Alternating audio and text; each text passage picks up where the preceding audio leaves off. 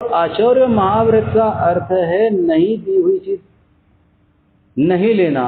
तो नहीं दी हुई का अर्थ ऐसा नहीं कि छीन कर ले ले या उस पर दबाव डालकर उसके मांग ले और उसको देने को मजबूर करे, यह भी अर्थ नहीं है। यदि किसी पर दबाव डालकर भी कोई चीज ग्रहण करते हैं तो वह भी चोरी ही है। जैसे ये आपका मंदिर है,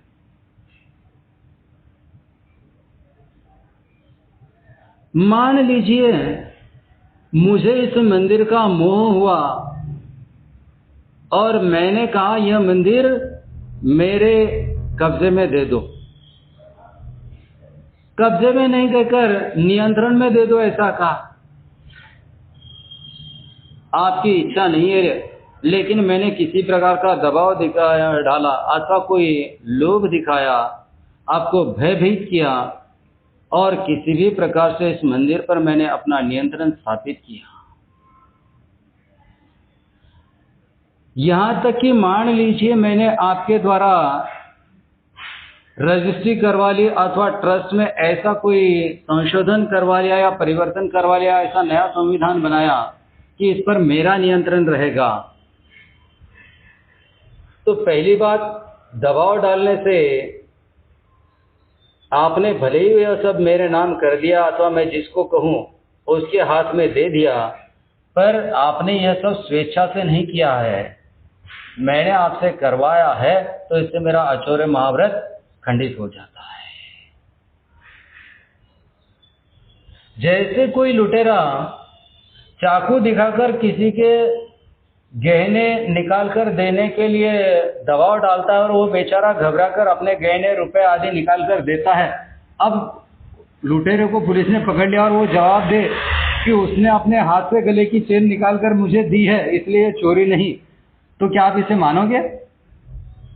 अरे हाँ ठीक है, उसने अपने हाथ से निकाल कर दिए लेकिन दी नहीं है, उसको देनी पड़ी है। आपने जो धौंस दिखाया उससे डरकर उसने अपने रुपए निकालकर आपको दिए। वैसे मैंने आप पर कोई दबाव डाला और आपने ये मंदिर मेरे अथवा मैंने जिसको नामित किया उसके नाम पर कर दिया, उसके अधिकार से उसके निर्देश से मंदिर की व्यवस्था बना ली, तो यह चोरी ही है। दूसरा दोष यह हुआ कि मैंने इस मंदिर पर अपना स्वामित्व प्रस्थापित किया, तो स्वामित्व ही परिग्रह है, तो मेरा अपरिग्रह महाव्रत भी छूट गया। जहां एक महाव्रत टूटने पर भी मुनिपद खंडित होता है, वहां मेरे तो दो टूट गए। और दो ही क्यों, किसी के इच्छा के विरुद्ध उसे कोई कार्य करने के लिए मजबूर करना यह हिंसा भी है और अप्रशंसनीय है। तो अहिंसा महाव्रत भी गया और सत्य महाव्रत भी गया। फिर ब्रह्मचर्य का स्थूल विषय भले ही स्त्री सेवन है, किंतु सूक्ष्म बात यह है कि अयोग्य कार्य करना भी अब्रह्म है।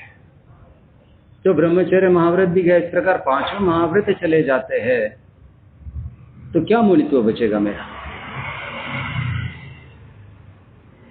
तो इस प्रकार की क्रियाएं करना मुझ जैसे मुनियों के लिए बिल्कुल भी योग्य नहीं है। यह सब आत्मघाती कृत्य है। इससे कुछ तात्कालिक लाभ होगा, मंदिर पर मेरी सत्ता बनेगी, लेकिन उसी समय मेरा आत्म मंदिर चरमरा कर टूट जाएगा, धराशायी हो जाएगा।